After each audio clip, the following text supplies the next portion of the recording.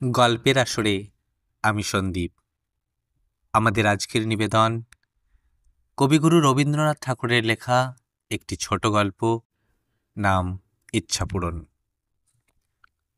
এই গল্পে সুবলচন্দ্রের ছেলেটির নাম ছিল সুশীলচন্দ্র, কিন্তু সকল সময়ে নামের মতো মানুষটি হয় না, আর সেই জন্যই সুবলচন্দ্র কিছু দুর্বল ছিলেন, আর সুশীলচন্দ্র ছিলেন বড় অশান্ত। ছেলেটি পাড়া শুদ্ধ লোককে অস্থির করিয়া বেড়াইত, সেই জন্য বাপ মাঝে মাঝে শাসন করিতে ছুটিতেন, কিন্তু বাপের পায়ে ছিল বাত, আর ছেলেটি হরিণের মতো দৌড়াতে পারিত।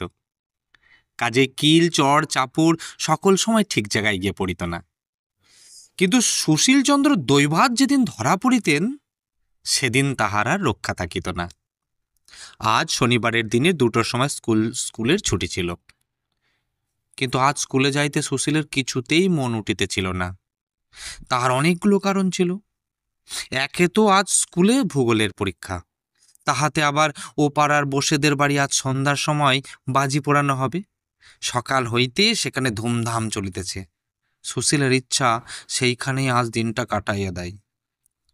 অনেক ভাবিয়া শেষকাল স্কুলে যাইবার সময় বিছানায় গিয়ে শুয়া পড়িল।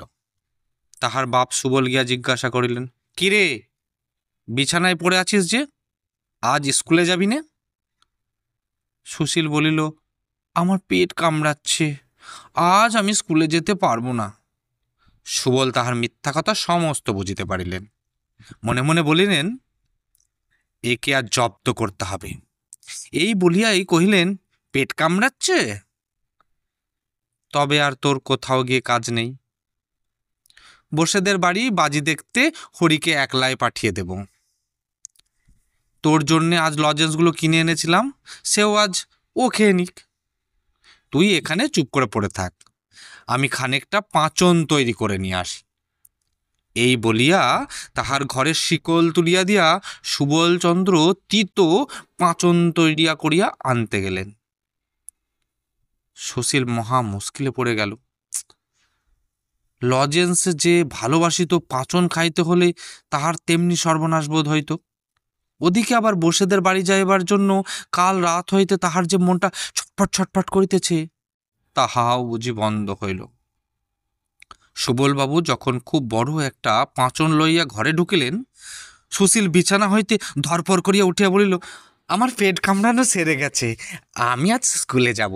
বাবা বলিলেন, না না, সে কাজ নেই, তুই আজ পাঁচন খেয়েই এইখানে চুপচাপ করে শুয়ে থাক। এই বলিয়া তাহাকে জোর করিয়া পাঁচন খাওয়াইয়া ঘরে তালা লাগাইয়া বাহির হইয়া গেলেন।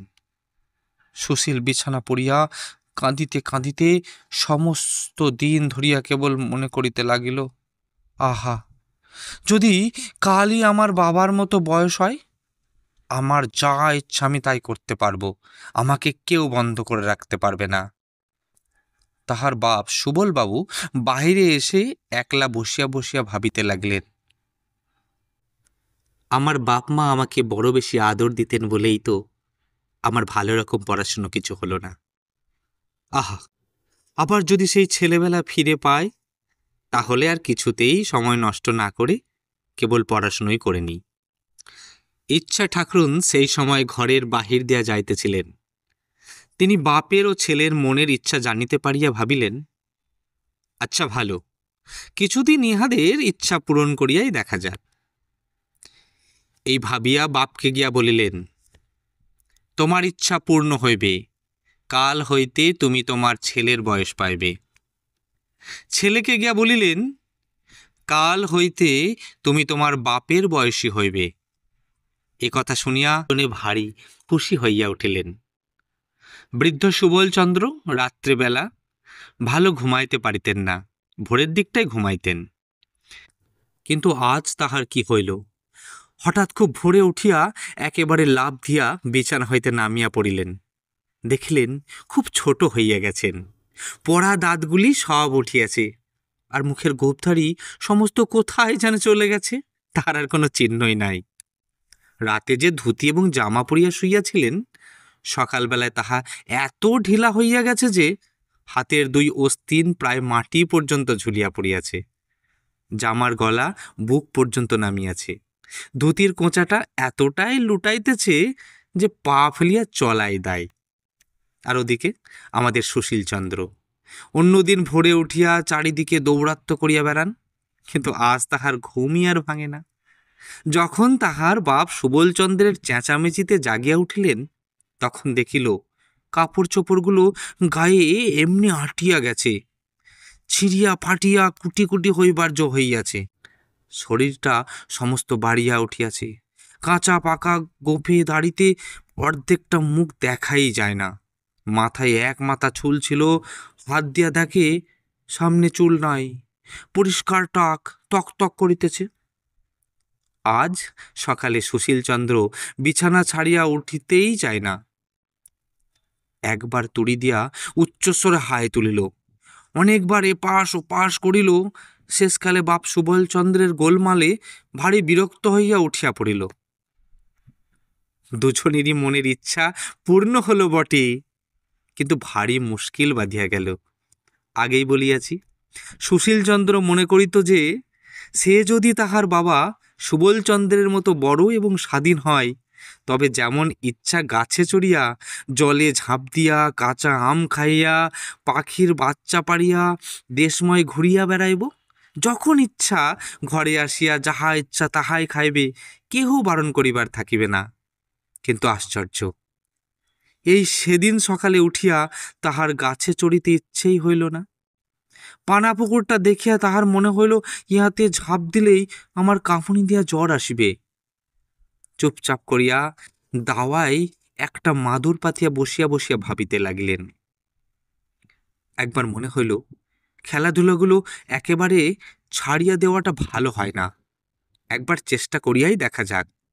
এই ভাবিয়া কাছে একটা আমড়া গাছ ছিল, সেটাতেই উঠিবার জন্য অনেক রকম চেষ্টা করিল। কাল যে গাছটাতে কাঠবেড়ালির মতো তরতর করিয়া চড়িতে পারিত, আজ বুড়া শরীর লইয়া সে গাছে কিছুতেই উঠিতে পারিল না। নিচেকার একটি কচি ডাল ধরিবা মাত্র সেটা তাহার শরীরের ভারে ভাঙিয়া গেল। বুড়ো সুশীল ধপ করিয়া মাটিতে পড়িয়া গেল। কাছে রাস্তা দিয়া লোক চলিতেছিল, তাহারা বুড়াকে ছেলে মানুষের মতো গাছে চড়িতে ও পড়িতে দেখিয়া হাসিয়া অস্থির হইয়া গেল। সুশীলচন্দ্র লজ্জায় মুখ নিচু করিয়া আবার সেই দাওয়ায় মাদুরে আসিয়া বসিল। চাকরকে বলিল, ওরে, বাজার থেকে 1 টাকার লজেন জুস কিনে আন। লজেন জুসের প্রতি সুশীলচন্দ্রের বড় লোভ ছিল। স্কুলের ধারে দোকানে সে রোজ নানা রঙের লজেন জুস সাজানো দেখিত। 2-4 পয়সা যাহা পাইত তাহাতেই লজেন জুস কিনিয়া খাইত। মনে করিত যখন বাবার মতো টাকা হইবে তখন কেবল পকেট ভরিয়া লজেন জুস কিনিবে আর খাইবে। আজ চাকর 1 টাকায় 1 রাস লজেন জুস কিনিয়া আনিয়া দিল। তাহারই একটা লইয়া সে দন্তহীন মুখের মধ্যে পুরিয়া চুষিতে লাগিল। কিন্তু বুড়ার মুখে ছেলে মানুষের লজেন জুস কিছুতেই ভালো লাগিল না। একবার ভাবিল, এগুলো আমার ছেলে মানুষ বাবাকে খাইতে দেওয়া যাক। আবার তখনই মনে হইল, না, কাজ নেই, এত লজেন জুস খাইলে উহার আবার অসুখ করিবে। কাল পর্যন্ত যে সকল ছেলে সুশীলচন্দ্রের সঙ্গে কবাডি খেলিয়াছে, আজ তাহারা সুশীলের সন্ধানে আসিয়া বুড়ো সুশীলকে দেখিয়া দূরে ছুটিয়া গেল। সুশীল ভাবিয়াছিল, বাপের মতো স্বাধীন হইলে তাহার সমস্ত ছেলে বন্ধুদের সঙ্গে সমস্ত দিন ধরিয়াই কেবলই ডুডু শব্দে কবাডি খেলিয়া বেড়াইবে। কিন্তু আজ রাখাল, গোপাল, অক্ষয়, নিবারণ, হরিশ এবং নন্দকে দেখিয়া মনে মনে বিরক্ত হইয়া উঠিল। ভাবিল, চুপচাপ করিয়া বসিয়া আছি, এখনই বুঝি ছোড়াগুলো গোলমাল বাঁধাইয়া দেবে। আগেই বলিয়াছি, বাবা সুবলচন্দ্র প্রতিদিন দাওয়ায় মাদুর পাতিয়া বসিয়া বসিয়া ভাবিতেন। যখন ছোট ছিলাম তখন দুষ্টুমি করিয়াই সময় নষ্ট করিয়াছি। ছেলে বয়স ফিরিয়া পাইলে সমস্ত দিন শান্তশিষ্ট হইয়া ঘরে দরজা বন্ধ করিয়া দিয়া কেবলই বই লইয়া পড়া মুখস্থ করিব। এমনকি সন্ধ্যার পরে ঠাকুমার কাছে গল্প শোনা বন্ধ করিয়া প্রদীপ জ্বালাইয়া রাত্রে 10টা-11টা পর্যন্ত পড়া তৈরি করব। কিন্তু ছেলে বয়স ফিরিয়া পাইয়া সুবলচন্দ্র কিছুতেই স্কুলমুখ হইতে চাহেন না। সুশীল বিরক্ত হইয়া আসিয়া বলিত, বাবা স্কুলে যাবে না? সুবল মাথা চুলকাইয়া মুখ নিচু করিয়া আস্তে আস্তে বলিতেন, আজ আমার পেট কামড়াচ্ছে, আমি স্কুলে যেতে পারবো না। সুশীল রাগ করিয়া বলিত, পারবে না বই কি? স্কুলে যাবার সময় আমার অমন ঢের পেট কামড়াচ্ছে, আমিও সব জানি। বাস্তবিক সুশীল এত রকম উপায়ে স্কুল পলাইত, এবং সে এত অল্প দিনের কথা যে তাহাকে ফাঁকি দেওয়া তাহার বাপের কর্ম নহে। সুশীল জোর করিয়া ক্ষুদ্র বাপটিকে স্কুলে পাঠাইতে আরম্ভ করিল। স্কুলে ছুটির পরে সুবল বাড়ি আসিয়া খুব ছোটাছুটি করিয়া খেলিয়া বেড়াইবার জন্য অস্থির হইয়া পড়িতেন। কিন্তু ঠিক সেই সময়টিতে বৃদ্ধ সুশীলচন্দ্র চোখে চশমা দিয়া একখানা কৃত্তিবাসের রামায়ণ লইয়া সুর করিয়া করিয়া পড়িত। সুবলের ছোটাছুটি গোলমালে তাহার পড়ার ব্যাঘাত ঘটিত। তাই সে জোর করিয়া সুবলকে ধরিয়া নিয়া সম্মুখে বসাইয়া হাতে একখানা স্লেট দিয়া অঙ্ক কষিতে দিত। আর অঙ্কগুলো এমনি বড় বড় বাছিয়া দিত যে তার একটা কষিতেই তাহার বাপের 1 ঘন্টা চলিয়া যাইত। সন্ধ্যাবেলায় বুড়ো সুশীলের ঘরে অনেক বুড়োরা মিলিয়া দাবা খেলিত। সে সময়টা সুবলকে ঠান্ডা রাখিবার জন্য সুশীল একজন মাস্টার রাখিয়া দিল। মাস্টার রাত্রি 10টা পর্যন্ত তাহাকে পড়াইত। খাওয়ার বিষয়ে সুশীলের বড় কড়াকড়ি ছিল, কারণ তাহার বাপ সুবল যখন বৃদ্ধ ছিলেন তখন তাহার খাওয়া ভালো বেশ হজম হইত না, একটু বেশি খাইলেই অম্বল হইত। সুশীলের সেই কথাটা বেশ মনে আছে। সেই জন্য তাহার বাপকে কিছুতেই অধিক খাইতে দিত না। কিন্তু হঠাৎ অল্প বয়স হইয়া আজকাল তাহার এমনি ক্ষুধা হইয়াছে যে নুড়ি হজম করিয়া ফেলিতে পারিতেন।